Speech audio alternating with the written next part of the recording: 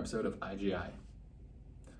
Today, we will be talking about Juked on Republic. Juked is a one-stop destination for esports entertainment. And what it is basically is it's a almost like a ESPN app, but for esports. So it has streams, scores, news, and more all in one place. It currently has $807,000 invested from 1,800 investors. The deadline for this is May 1st, 2021. Minimum investment of $100. And yeah, that's the brief rundown. Let's get into it. So, thoughts? So this problem they define is that it's difficult, time-consuming, and inefficient to follow esports because tournament information is on one site and then your discussion is on another site and your broadcasts are on another one and your news and editorials is on another one. I don't follow wrong. Esports. That's actually wrong. It says esports broadcasts are on like Twitch, YouTube, all that, and then discussions are in a different place. There's a comment section, discussion bar in Twitch and YouTube. Sorry. I think it means like debate, like after to discuss what happened. I mean, yeah, there was like live commenting on like Twitch and YouTube, but I think like on Reddit and Discord, you'd have like a feed of like discussion about whatever esports. I don't know before it called. What do people watch? Overwatch. Fortnite. I don't know any of Warzone. these games. Oh my goodness. Hearthstone. Rocket League. That's a good game. So my biggest hesitation with this is people like to watch esports. They don't care. I mean, I can't speak for the esports streaming community, but I feel like people want to watch them. They don't really care about the scores or I don't know what news there is. They want to watch the match. So I get that this combines streaming, scores, and news and more. But honestly, if I'm going to stream esports, I'm going to just pull up Twitch and watch, or YouTube, or Prime Gaming, or whatever it is, and watch on that. And another thing is this says it has streaming and all that. But a lot of big streamers have contracts with certain websites that they exclusively stream on their website. So how extensive are the streams going to be? Are they going to have access to those exclusive streams? I doubt it.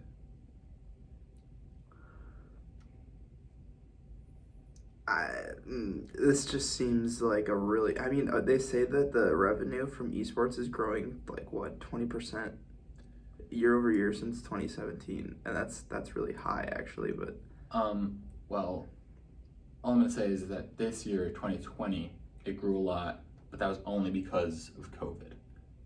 Don't expect that growth in future years. Right. It looks really well connected, and like it has good. It has a founding member of Twitch, which is one of probably the biggest streaming service. And they have good connections like Riot Games and DreamHack, which are two big gaming organizations, esport organizations. But I just don't see the practicality of this. So they say that their active user base has grown by 74% month over month this year. And if you look at the graph, it spikes up in February and then again in June, all the way to August now with 50,000 users, I think, which is a little odd because you'd think like with COVID, it would coincide more with like March or April. Mm-hmm.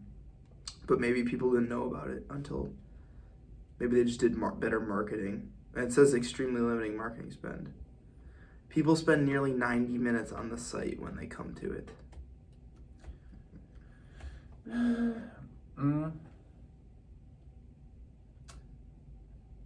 once again, I am just concerned. Subscriptions.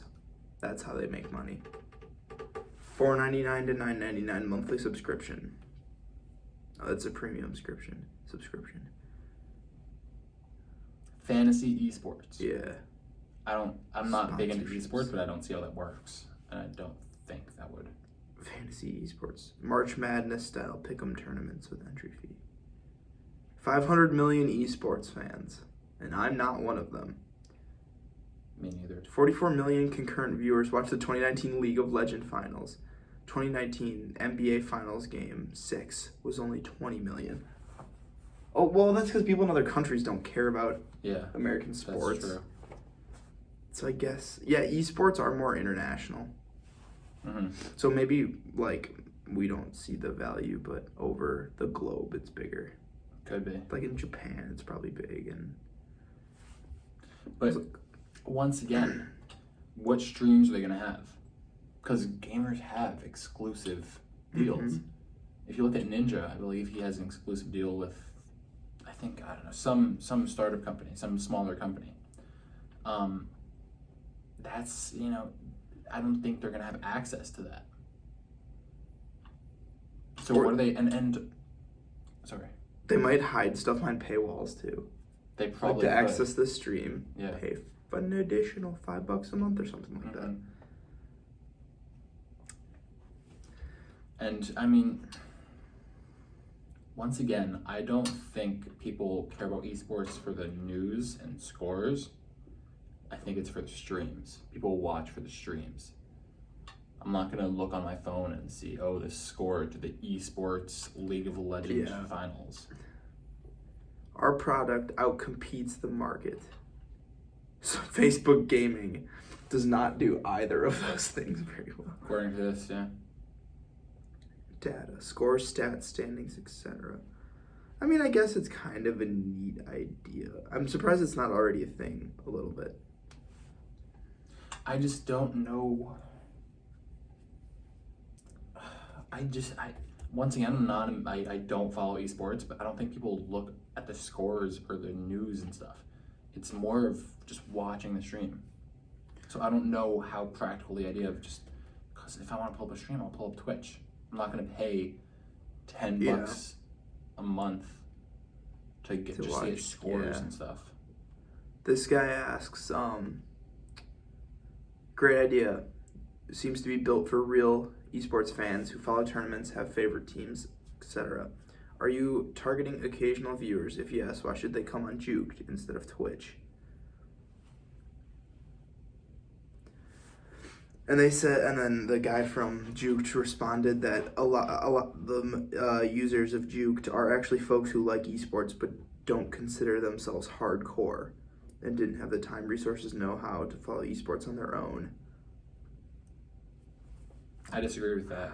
I am not an esports person. If I had to classify myself, it would be a more casual person.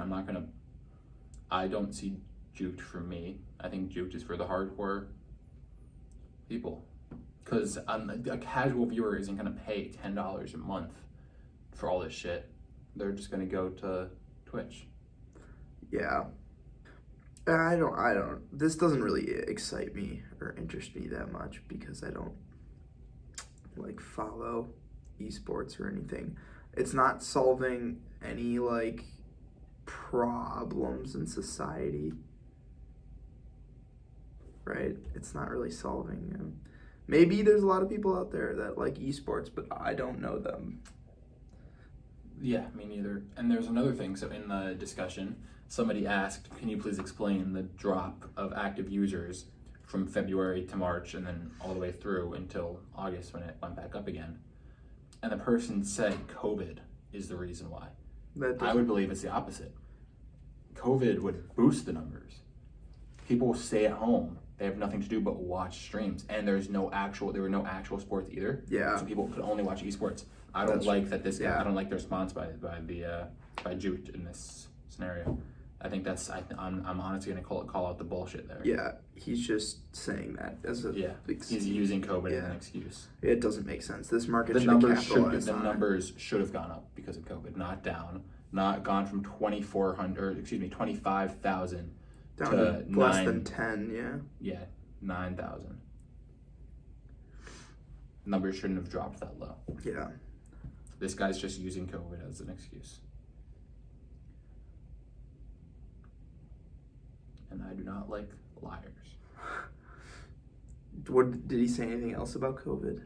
Like why? Like people can't afford it because they lost their jobs. No, he said COVID really started to shut down major in-person esports events in March, even impacting games communities. However, the dip lasted until June.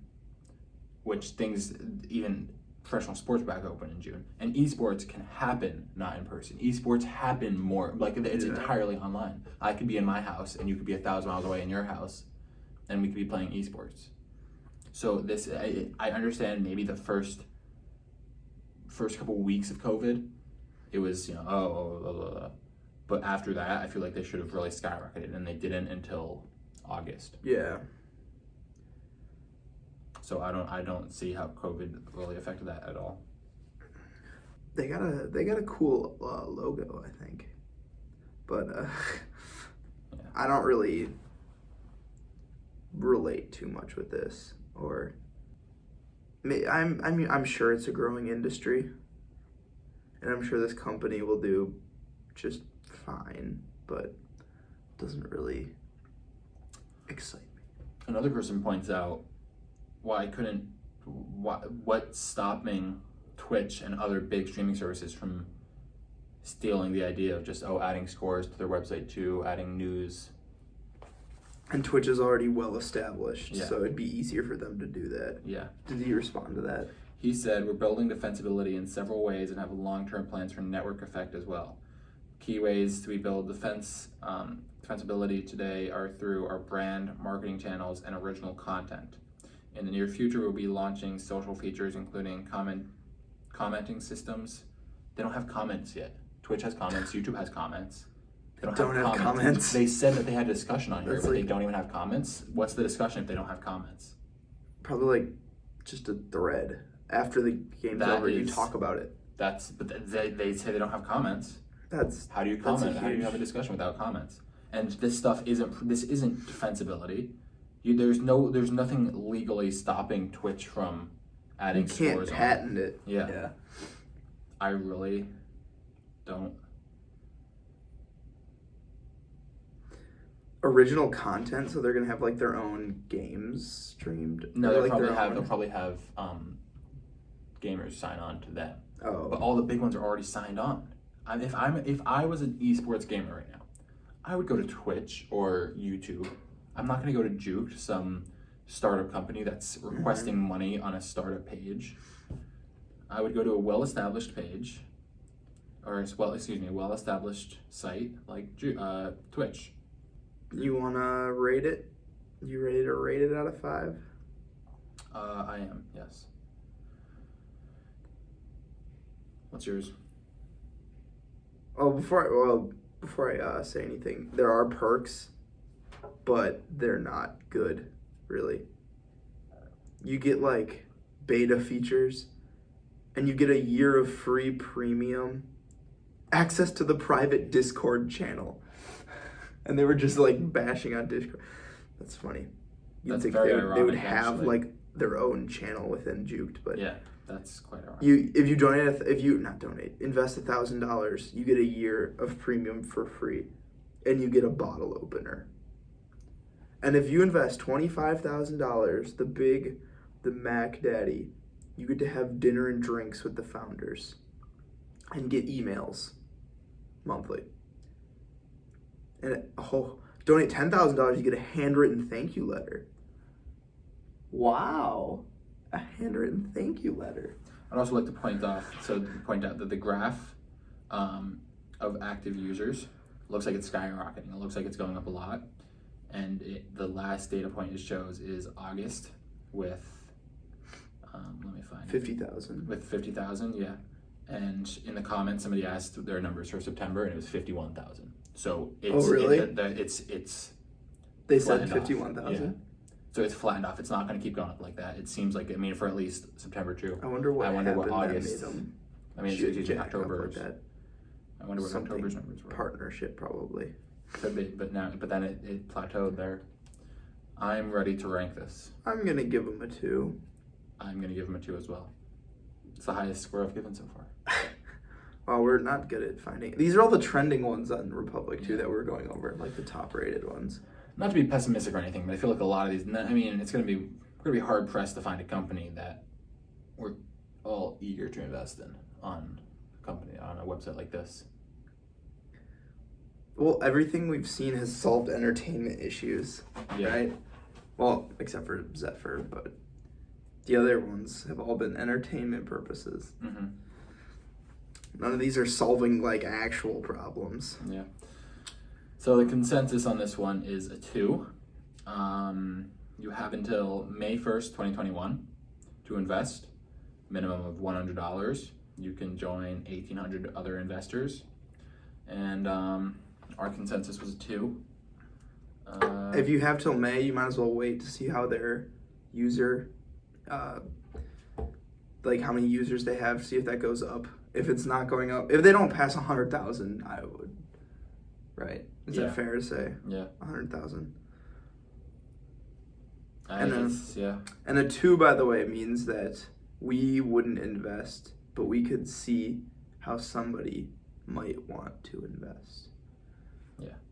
So if you're like a diehard esports gamer and you love this idea, then put your money into something that you like, the idea of support them. Mm-hmm.